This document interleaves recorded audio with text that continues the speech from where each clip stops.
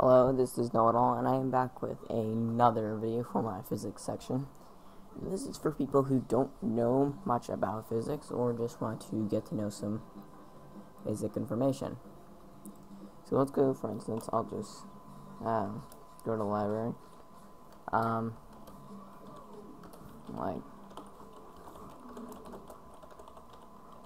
I'll just type, for those of you who have seen, if you've seen the Stephen Hawking versus Albert Einstein video, I'll probably put a link somewhere in this video, probably in the corner or something, or down below. And that actually got me interested in it, because it gave a bunch of random science little hints that they put in there. So, naturally, well, I didn't really know much about it until I started looking. So then the very first one that got me interested, I typed in does gravity stretch time,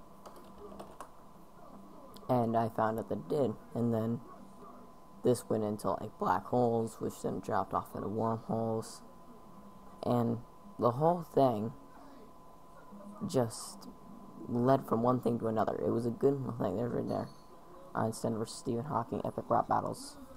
And that video, it had a lot of hints in it, like little physics books that Einstein wrote, not Einstein, Stephen Hawking had wrote.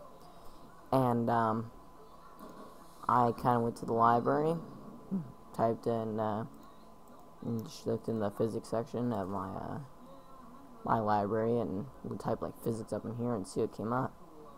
And I went to there and I just checked them out, and everything in the book mentioned, like whether it was ions, atom smashers, just simple to random complex stuff.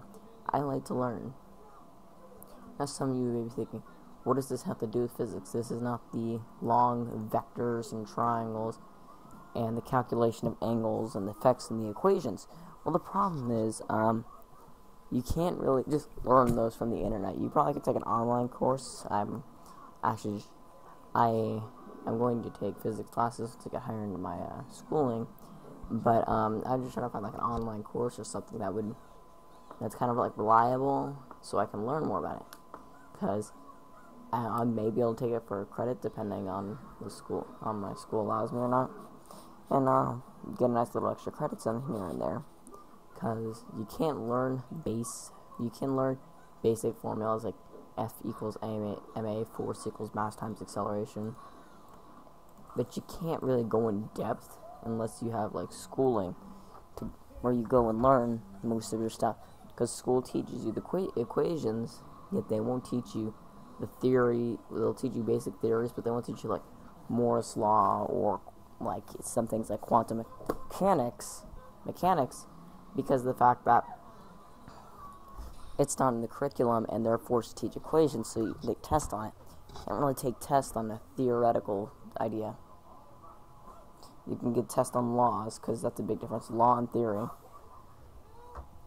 So, good starter physics books include Physics of the Impossible by Michio Kaku, Physics of the Future by Michio Kaku, Death by Black Hole. Black Holes Aren't So Black, Death by Black Holes by Neil deGrasse Tyson, A Brief History of Time from Stephen Hawking, or A Briefer History of Time by Stephen Hawking, A Brief History of Time from Black Holes to the Big Bang by Stephen Hawking. But just stuff like this. And generally in books like this, they'll have other recommendations, and you kind of leave from one thing to another. Like, I've practically cleaned out the physics section of my school's library. It's a pretty big section.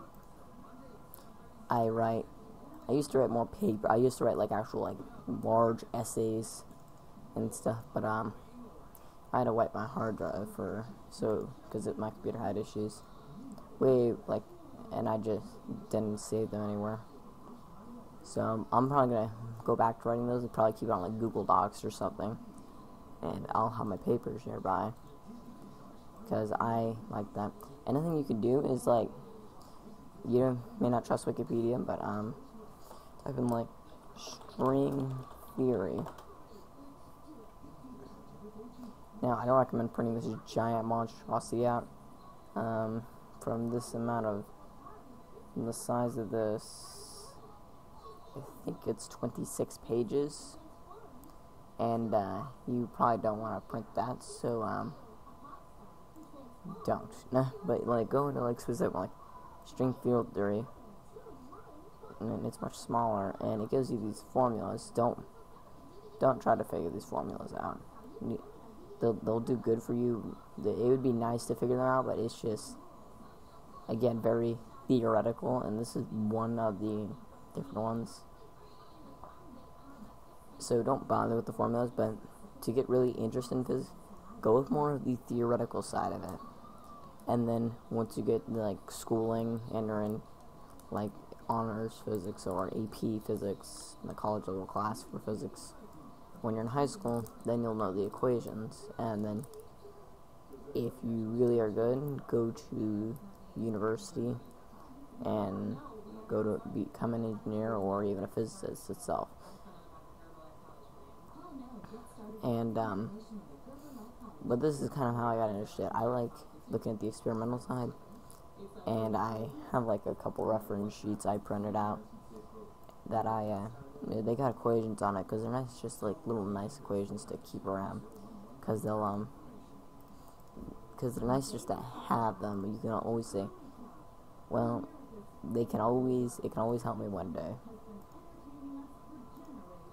And if you're already currently enrolled in physics class but don't like the math part of it, we'll kind of like look on this in the outside of it, like still do your work and everything, but look at this too, like experimental stuff, like the Einstein-Rosen bridge, which is just essentially a not a black hole, a wormhole, but yeah, wormhole, also known as the Einstein-Rosen bridge.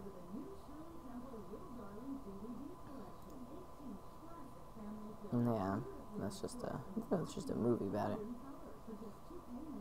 Yeah, and this is kind of how you get interested. That math is what gets people pushed off away from it.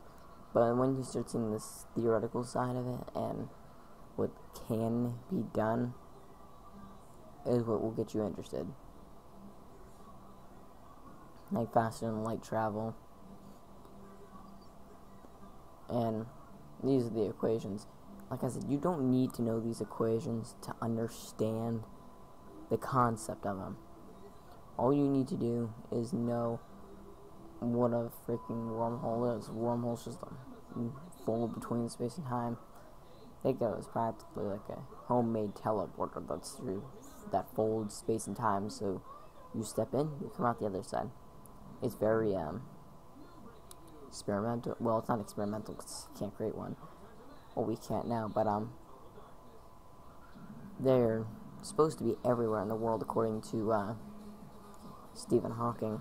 But if you want to like learn more about this stuff, I know you may not want to tell everybody because some people will probably judge you. Watch the Science Channel. Shocker, but do it.